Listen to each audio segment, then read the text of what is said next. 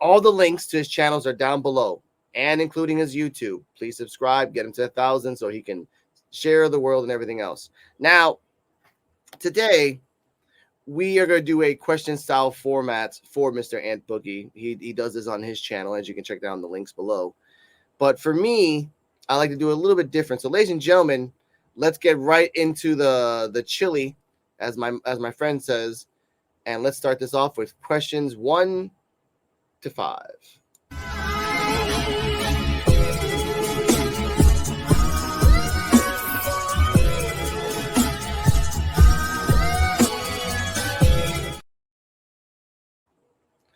Now, question 1 to 5 are easy, simple questions that it will ramp up when we get to the next level.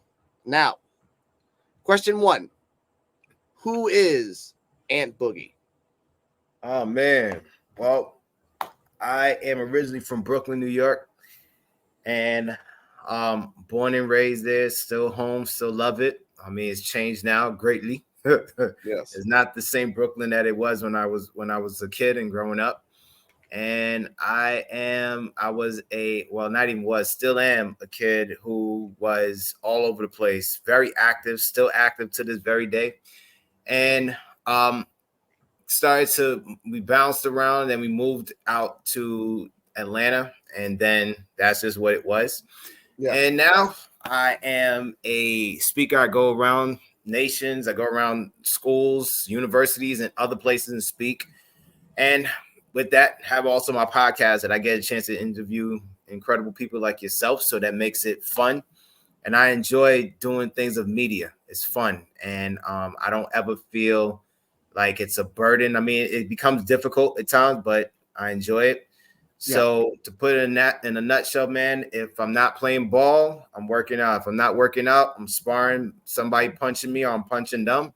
If I'm not sparring, I'm skating. If I'm not skating, I'm lifting weights. If I'm not lifting weights, I'm doing something. So I'm always just that active guy. And I love just being around people, man. Love them. Okay, I respect that. Now, I heard a little bit about Brooklyn and how it's the state right now. We'll get to that later on. Question number 2 is, how was Brooklyn for you growing up until 21 years old? Let's cut it right there. And you hit the right mark, man. You hit the perfect mark. Brooklyn growing up, man, I grew up in a neighborhood. It was middle class, lower middle class, if you want to call it that. We was on the lower side. We wasn't really all hot on the middle class. But man, it was the prototypical. It was the village. The best way I could put it. It was the village. We had a melting pot. Again, it's New York, so you got a melting pot of people. We have Puerto Ricans, Dominicans, Haitians, Trinidadians, Jamaicans, everybody on the block. And the crazy thing was, everybody knew everybody. And it was not a spot where you didn't see, if I was outside doing something, that somebody didn't go ahead and tell my mother later, look, I saw Anthony running across the street, across that busy street. And that's what it was. It was fun. It had its moments, like any inner city or any big inner city, gangs and all that stuff. And as time progressed, I would say the big change happened September 11th, 2001. And New York was not New York no more. And this was I never forget when it happened. I was on my way to school. Yeah. And we got trapped in the train before we could even get there. And by the time the train stopped, the conductor said, get out the train. And then we was going up. And next thing I know, I hear, yo, run back. And we're seeing this billow of ash and smoke, I think. I don't even know. And was coming, and we ran back in the train station. And that's when I got back up. I saw nothing but clouds. And the day after, not even a day, but just the week after, the month after, New York was not the same. Nobody was walking past you and bumping you, not saying sorry, nothing. I mean, I saw people saying to ladies, excuse me, I'm sorry, miss, you go ahead and help. Man, I never saw that, but that is when it changed. And then, by that time, that's when things started to shift also for our family. in that same span of 21.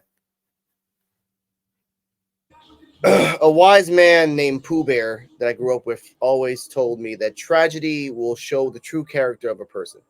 Yeah. In all sense, tragedy or Yeah. wonder. You will always see a person being humble or a person being greedy, a person being selfless or a person being selfish. Facts. There's always the sun as the sun rises on a tree, it's always gonna be green. Now, I don't know why I'm being philosophical. Question number 3. Between the ages of 10 and 20, what was your favorite candy and drink? Since you're in New York, the time might have changed due to the effect that you liked one thing, but then they discontinued that certain thing, and then you had to switch up. Certain things are like that. I understand. No, it's still the same, man. Reese's, Twix, Reese's Buttercup, Twix, Snickers. And even to this very day, as a grown-ass man, I am an Oreo holic. I go crazy off of Oreos. I see them, and that's my biggest weakness. Anytime I see an Oreo cookie pack or whatever, whether it's 2-pack, 4-pack, or whatever. I mean, I can literally sit down and eat a whole pack of Oreos, the big pack, by myself, and I've done that several times. So I still have that. I still love M&Ms. Drinks back in the day. We used to have the quarter juices back, and you remember, you grew up in the Bronx, you know what that was. You had the quarter juices, and we had the tropical fancy bottles. It was 50 cents for a bottle this big. I remember those, but yeah, man. So those are the drinks. I mean, do I drink those now? Definitely not. I really don't drink juices unless if it's of